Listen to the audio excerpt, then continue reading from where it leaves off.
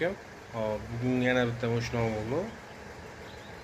Sizlarga video qilishdan maqsad bilib olinglar, kerak bo'ladi degan maqsadda video qilibdim. Birgalikda ko'ramiz.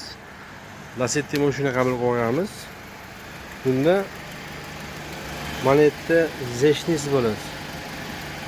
Mana shu holatda zaved bo'lib turibdi. Gaz bersana.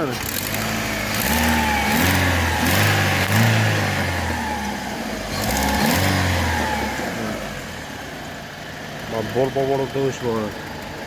Singan deyilsa, endi butun turibdi.